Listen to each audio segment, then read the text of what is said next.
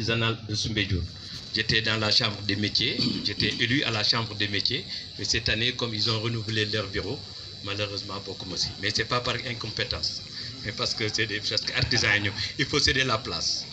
Et Simon, il y a 2 ans de cela, Simon ñëw na village, bon, ñëw na village, lancé concept bi nga xamante ni wax na solo fii. Simon ñu ngi lay remercier bu baax par rapport à, en tout cas merci au nom de tous les artisans du village artisanal de Soumbédioune. Ah ñun nag Simon xam nga nit ki tamit su lay dimbali yow da ngay dimbale waale sa bopp macha allah mais ñun tey jii nii problème yi ñuy rencontré yëpp au village artisanal parce que il suffit pas de lancer un concept mais il suffit après de suivre derrière après mu am un peu suivi derrière. Parce que concept lancé ko baax na mais il faut que ñi lancer concept ñi nga xamante ni concept bi ñoom la intéressé en fait ñu approprier wu ko je veux parler des Sénégalais mais loolu dafa am liggéey bu mag boo xamante ni nos autorités am nañ ci au village artisanal de Soumbédioune da ngay dajeeg ci bedd bi plus souvent da ngay laajte fan la village nekk avec 60 ans d'existence du di am problème pour wax la fan la village nekk damay am ay li mooy xam ne dama ko war a livrer may woo ay xale yi nga xamante ni un peu ils font de la livraison ma ne leen je suis au village artisanal de Soumbédioune wallahi dama leen expliquer fan la village nekk loolu nag ñun dafa am responsabilité bu mag boo xamante ni comme li Simon wax visibilité dafa baax ci artisanat surtout que nga xamante ni artisanat dafa nekk levier dafa nekk dafa am importance boo xamante ni économique sur la vie des Sénégalais, sur la vie de tout le monde. Dès que développé, nous avons développé aussi un artisanat. Nous sommes artisanat. Premier centre artisanal bi gën a rëy Afrique de l'Ouest mu nekkoon village artisanal de Soumbédioune nga toog 60 ans après ñu laajte fan la village bi nekk problème de visibilité am na foofu ak problème de communication par rapport ak village ancien village doo duggee village tey jii nii par rapport ak li ñu fay produire ak valeur bi ñu fay produire dafa amul dafa da ngay rus village bi dafa nekk dans des situations vétustes te loolu yi di nuyu sama nattango yi ma fi yegg sekk yëpp di nuyu madame Fondé comme yaa ko wax sànq di nuyu suñu mbokki journalistes yi fi teew yëpp aussi di rafetlu conférence de presse bu am solo bi ngeen def tey ndax tey le 22 décembre le 22 décembre 2014 le président de la République ñëwoon ngaay Macky Sall dafa journée de l'artisanat daal ni sa ñaari at mu nekk dinaa ko def booba rek kon président dana koy fàttali journée ba mu defoon ngaay le 2014 wax ni sa ñaari at yu ne dinaa ko def booba la ko gëj a def ci réew kon noo koy soññi di ci soññi ministre bi fi nekk di Pape Amadou Ndiaye ndax seen artisan yi journée bi la ñu am ndax Simon wax na ko sànq ndax Simon presque fekk naa ko Saint-Louis presque wër na réew mi yëpp Simon ñoo ngi lay remercier bu baax ci initiative maanaam taxawaay bu am solo bii nga def ndax Sénégalais dafay gëm boppam gëm réewam te boo seetee téeméeri Sénégalais yu ànd fukki ñoo ci soldat di réew mi ci si daal étranger yi nañu sol loolu ñun def na jàngat bi aussi def nañ ci ay xayma ak ci gëstu kon li mu wax sànq ci président de la République wax ci ministre yi dañ ko dellu si yéen Sénégalais yi ndax yéen a war a gëm seen bopp di consommer local di sol li waa réew mi liggéey xool dëkk bu toll ni ngaay xam ne mi ngi liggéey 1600 paires par jour 1600 paires lay defar par jour calculer leen ngaay lu waay soxla ci Sénégal ci dàll mën na la ko fournir ak qualité dàll boo soxla ak dàll boo mën tax dàll bi ma sol ni maa ko liggéey te fu ma boo ko dàll yi étranger la jógee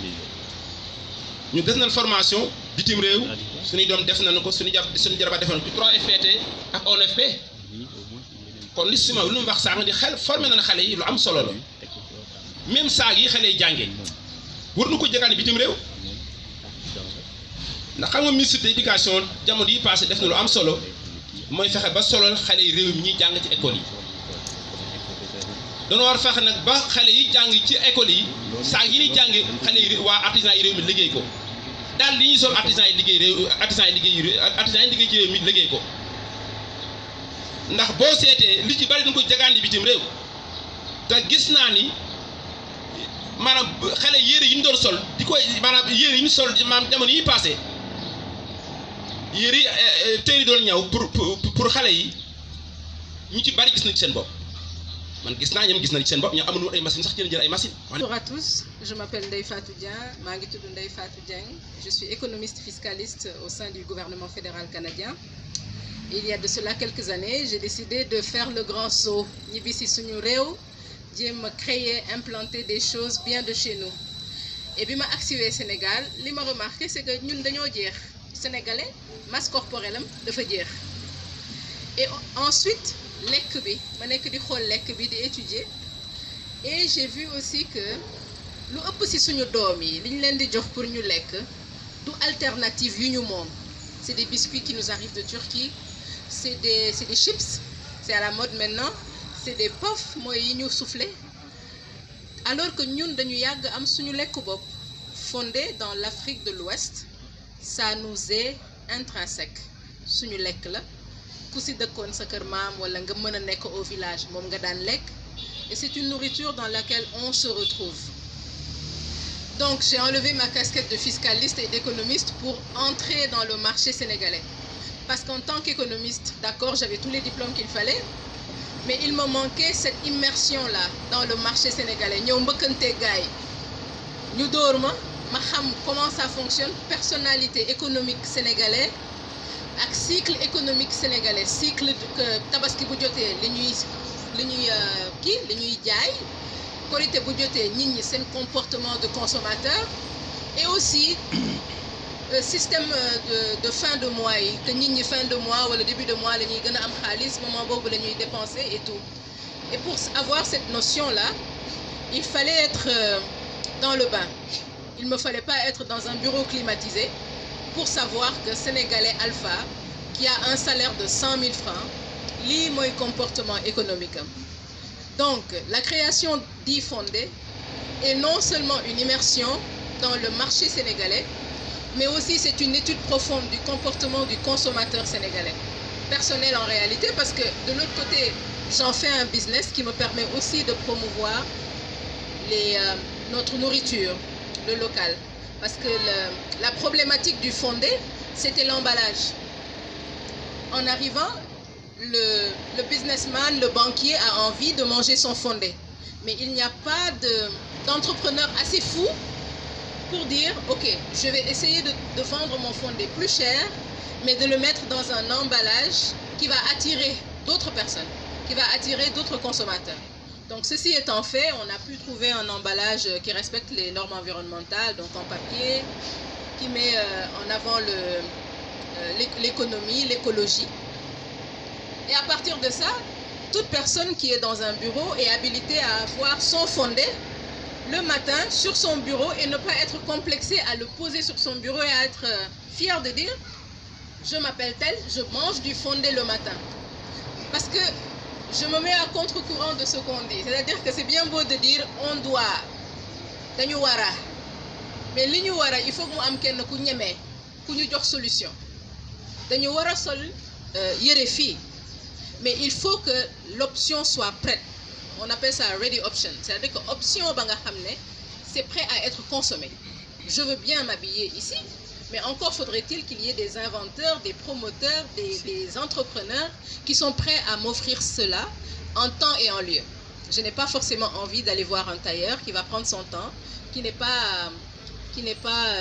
instruit par rapport aux manières de gestion et de gestion de commandes et de respect des délais. Donc il y a donc suñu lekk li ñuy lekk que mu nekk lu nga xam ne ñoo ko moom d'abord, mais aussi que mu enrichir chaîne de valeur bi. Sama mboq ak sama dugub Saloum lay jóge et de maïs qui est très enrichissant, mais aussi on a une multitude, une pléthore on va dire d'options qu'on pourrait explorer par rapport aux céréales qu'on a. Récemment je parlais par rapport au mil, parce qu'il n'y en avait pas assez, la production sénégalaise n'était pas assez conséquente. Il y a eu une flambée du niébé qui est passé de 300 à 1500 francs le kilo. Ce qui est bien pour moi, qui est des terres à Louga et qui peut produire du... Je veux aussi lancer le message du Tekkifi parce que en portant les habits d'ici et en mangeant la nourriture d'ici, on aide le cultivateur à rester ici. On aide le commerçant à rester ici. Et on aide notre jeunesse à avoir foi au futur de ce pays. Yàgg nañ immigré, je suis la première à pouvoir le dire. Lu ma dund Sénégal laa dund àll. Mais àll dootul, ce n'est plus l'Eldorado. Du foofu la nit di tekkee léegi. Ku bëgg a tekki da ngay nangu ñëwaat mbëkkanteeg gars yi parce que fii sa réew la. Et puis nga def lépp lu war pour que énergie bi ñuy jël pendant notre jeunesse di ko exporter di liggéeyal keneen nga nangu ko ñàkk sa biir réew